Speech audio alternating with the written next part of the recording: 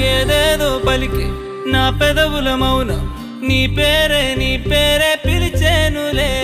నీ పిచ్చితోనే అల్లాడే ప్రాణం నిన్నేలే నిన్నే